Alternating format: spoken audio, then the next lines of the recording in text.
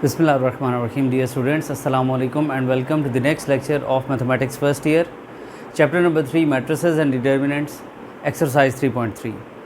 आज के हमारे लेक्चर का टॉपिक है evaluating determinants of order 4 by 4.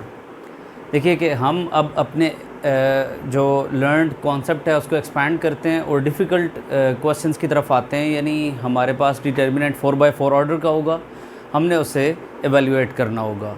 Rules exactly वही हैं, जस्ट आप देखेंगे कि हम इसको किस तरह से एवेल्यूएट करते हैं। So let's start. देखिए तो क्वेश्चन नंबर 7 में आपको कहा गया एवेल्यूएट द फॉलोइंग डिटर्मिनेंट्स। आपको 3 पार्ट्स दिए गए थे, मैं फ़र्स्ट पार्ट आपको करवा रहा हूँ। 4 by 4 ऑर्डर का एक डिटर्मिनेंट आपको दिया गया। देखिए इसको एवेल्यूएट करने के 2-3 तरीके हो सकते हैं। एक तरीका ये है कि आप कोई ना कोई 1 इसमें ढूंढ लें और उस 1 की हेल्प से या तो थ्रू आउट द रिमेनिंग रो आप ज़ीरो करवाएं या थ्रू आउट द कॉलम आप ज़ीरो करवाएं। इससे ये रिड्यूस हो जाएगा 4 by 4 से 3 by 3 में। दूसरा तरीका ये है कि आप पहले से बने हुए 1 की बजाय इस फर्स्ट एंट्री को ख़ुद से 1 बनाएं। अब इसको 1 बनाने के लिए या तो इस कॉलम में से इस कॉलम को माइनस किया जाए, यानी 3 - 2 करवाएं तो ये 1 बन जाएगा, या फिर इस रो में से इस रो को माइनस करवाया जाए तो 3 - 2 1 बन जाएगा। आपने फ़िलहाल जो कुछ किया वो R1 - R2 था, यानी ये सारी रो इसमें से माइनस करवा दी तो ये 1 आ जाएगा, 4 - 5 - 1 आ जाएगा, 2 - 0 2 आ जाएगा और 7 - 3 4 आ जाएगा। अब आप इस 1 को यूज़ करोगे और इस 1 की हेल्प से इन सब को ज़ीरो करोगे। R2 को ज़ीरो करना है, R1 की हेल्प से करना है, तो आप लिखोगे R2 जिससे ज़ीरो करना है वो पहले आएगी, जिसकी हेल्प से करना है वो बाद में आएगी। और क्या करें, 2 है तो इसका एडिटिव इन्वर्स -2 होता है, एडिटिव इन्वर्स से मल्टीप्लाई कर दें -2 से। इसी तरह आपने इसको ज़ीरो करना है, R3 को R1 की हेल्प से करना है, और 1 का एडिटिव इन्वर्स -1 होता है, तो आपने R3 - R1 लिख देना है। आपने R3 - R1 लिख दिया। अब आप देखिए तो आपने इसको ज़ीरो करना है और इसकी हेल्प से करना है, यानी R4 को ज़ीरो करना है, R1 की हेल्प से करना है, और 4 का एडिटिव इन्वर्स -4 होता है, वो इंट्रोड्यूस करवाना है, -4 R1। ये सब कुछ करवाया तो आप देख रहे हैं कि पूरी रो पर फिर ये सारा कुछ करना पड़ेगा, तो ये सब एंट्री ज़ीरो आ रही हैं। अब आप देख रहे हैं कि अगर मैं इसको एक्सपैंड करवाऊँगा तो मेरे लिए क्या होगा कि एलिमेंट ये आ जाएगा, और इसका को फैक्टर निकालने के लिए मैं इस और इसको डिलीट कर दूंगा, तो ये मेरे पास 3 by 3 ऑर्डर का यह डिटर्मिनेंट आ जाएगा। -0 + 0 -0, यानी ये एलिमेंट्स और इनके को फैक्टर्स सारे ज़ीरो हो जाएंगे। तो एक्सपेंडिंग फ्रॉम C1 से ये फ़ायदा हो जाएगा। उसके बाद अब आप देखिए तो ऑनवर्ड्स आप इसको देखने की 3 by 3 ऑर्डर का एक सिंपल डिटर्मिनेंट है। आप इसको एज इट इज़ एक्सपैंड भी करवा सकते हैं, जैसे मैंने आपको एक्सपेंशन रिमेनिंग प्रीवियस क्वेश्चंस में सिखाई हुई है। लेकिन बाय द वे हम इन प्रॉपर्टीज़ को एक दफ़ा यूज़ करें ताकि आपकी थोड़ी सी प्रैक्टिस हो जाए। तो मैंने यहाँ पर क्या किया कि C2 - C3 कर दिया। C2 - C3 करने से -5 -1 हो जाएगा, इसी तरह -5 हो जाएगा तो वो +5 हो जाएगा, और ये जब इसमें ऐड होगा तो ये 0 हो जाएगा।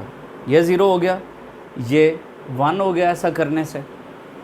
अब इस 1 की हेल्प से इसको अगर मैं 0 बना लूँ तो फिर ये 0 और ये 0 दोनों ही 0 हो जाएंगे, और उस तरह से मैं इस कॉलम से जब एवेल्यूएट करूँगा, इसको एक्सपैंड करूँगा, तो मेरे लिए बहुत ज़्यादा सिंपल हो जाएगा। तो मैंने इसमें ये किया कि R2 + 6 R1 कर दिया, यानी पूरी रो को 0 करना है, इस रो की हेल्प से करना है। तो हमने यही सारा कुछ किया, तो इससे आप देख रहे हो कि ये 0 हो रहा है, और अब हमने एक्सपेंशन की तो आंसर आपके पास आ रहा है। अगर आप इससे ऑनवर्ड्स सिर्फ ऑर्डिनरी एक्सपेंशन भी करते तो तब भी ठीक होता।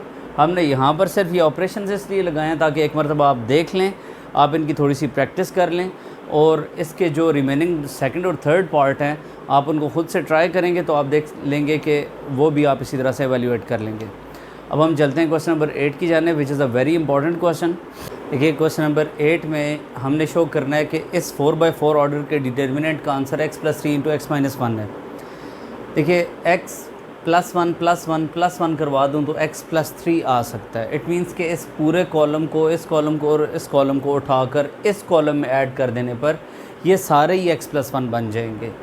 हमने यही किया कि हमने ऐड करवा दिया। यहाँ पर ऑपरेशन आप लिख देंगे C1 +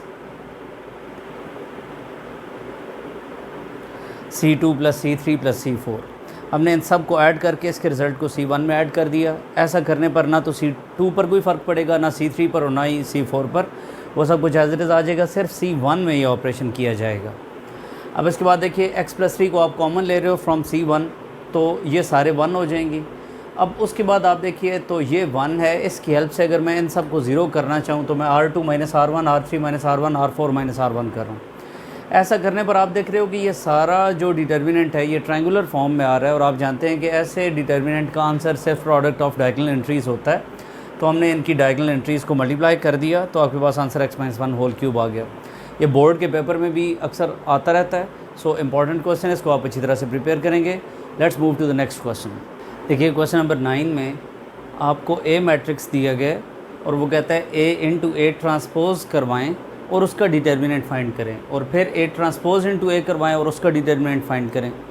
इसके बाकी पार्ट्स तो इजी हैं, मैं जो कंपैरेटिवली डिफ़िकल्ट पार्ट था वो करवा रहा हूँ, यानी सेकंड पार्ट में A × A ट्रांसपोज करवा रहा हूँ, बाकी सिंपल है।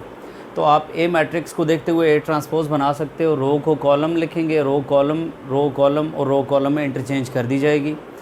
A × A ट्रांसपोज यानी A मैट्रिक्स को पहले और A ट्रांसपोज मैट्रिक्स को बाद में रखेंगे। तो 3 4 को 3 4 से, फिर 3 4 को 2 1 से, फिर 3 4 को 1 1 से और 3 4 को 2 3 से मल्टीप्लाई करेंगे तो ये और ये एंट्री आ रही होगी। और इस तरह से ये सब रिमेनिंग एंट्रीज़ आप लिखेंगे।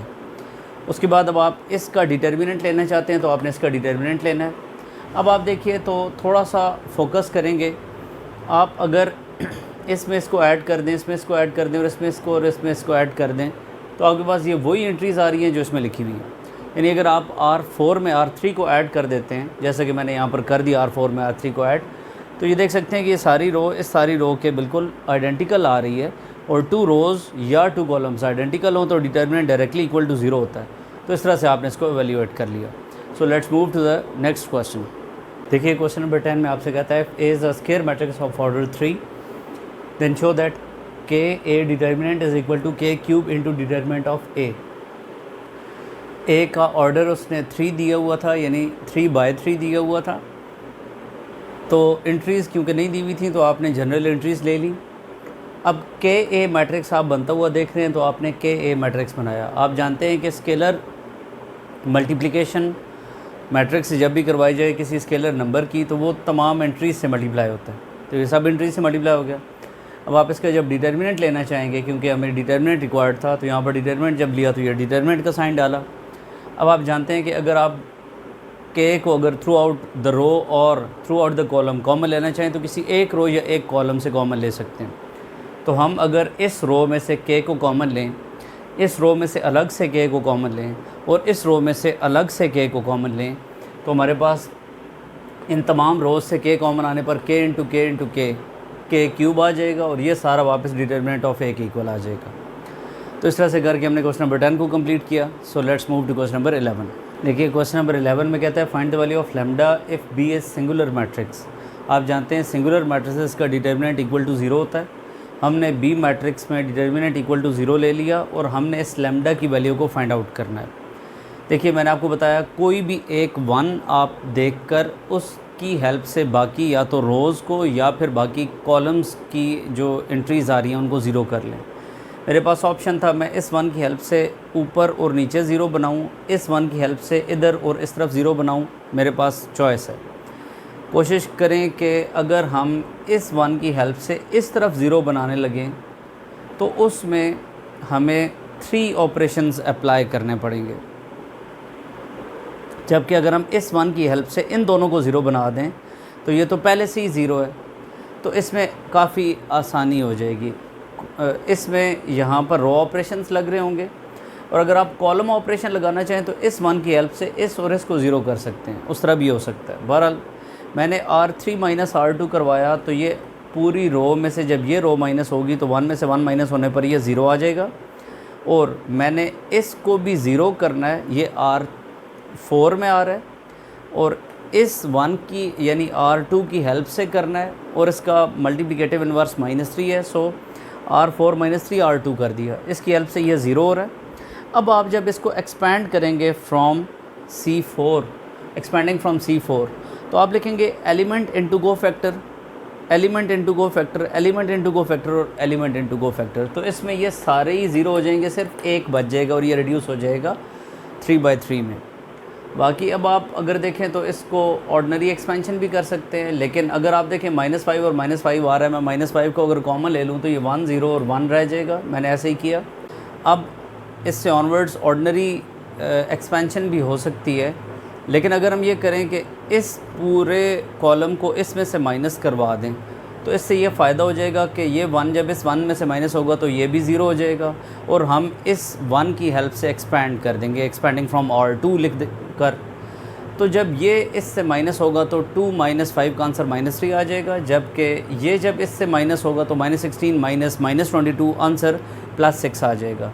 तो मैंने उसको मेंशन नहीं किया, लेकिन मैंने आपको ओरली इस तरह से बता दिया। तो अब जब आप इसको R2 से एक्सपैंड करेंगे तो आपके पास ये चीज़ आ रही है। अब इसमें आप सिंपली डिटर्मिनेंट 2/2 को आप एवेल्यूएट करें तो आपके पास आंसर लैम्डा की वैल्यू 4 के इक्वल आ रही है। आई थिंक कि आपको 4/4 ऑर्डर के डिटर्मिनेंट को एवेल्यूएट करने में कॉन्सेप्ट जो था वो क्लियर हो रहा है, आप अंडरस्टैंड कर रहे हैं।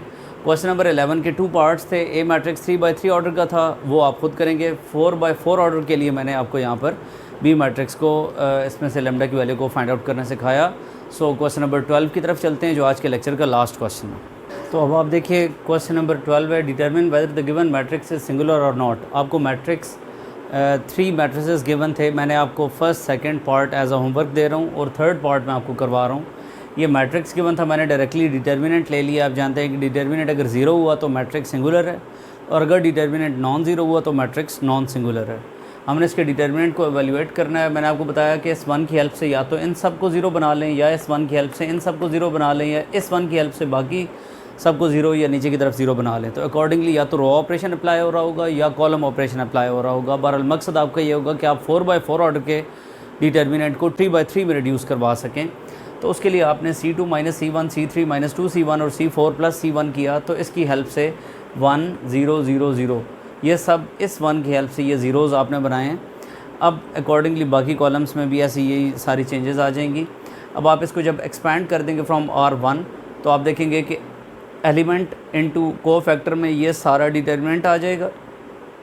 उसके बाद -0 +0 -0 ये सारे ही 0 हो जाएंगे, हम ऐसे मेंशन नहीं करेंगे। ये 3/3 में रिड्यूस हो चुका है। अब आप इसकी ऑर्डिनरी एक्सपेंशन करें तो आपके पास आंसर 90 आ जाएगा। सो ये भी आपको मैं होमवर्क दे रहा हूँ कि ऑनवर्ड्स आप इसकी 3/3 ऑर्डर के डिटर्मिनेंट की एवेल्यूएशन इसकी एक्सपेंशन करेंगे तो आपको आंसर मिल जाएगा। सो क्योंकि डिटर्मिनेंट का आंसर 0 के इक्वल नहीं है, so given matrix non singular है। अब क्वेश्चन नंबर 12 कंप्लीट कर लेने के बाद रिमेनिंग एक्सरसाइज के क्वेश्चंस को हम कमिंग लेक्चर में एंड कर लेंगे और कंप्लीट कर लेने के बाद ये एक्सरसाइज हमारी एंड हो जाएगी और फिर आने वाले लेक्चर्स में हम मज़ीद 3.4 और 3.5 की तरफ मूव करेंगे और इस चैप्टर को एंड करेंगे। सो अगर आप लोगों को ये वीडियोस पसंद आ रही हैं तो प्लीज़ इनको शेयर करें मैक्सिमम स्टूडेंट्स, ताकि इससे बेनिफिट हासिल कर सकें। लाइक करें, सब्सक्राइब करें। Thank you so much for watching. Take care. अल्लाह हाफिज़।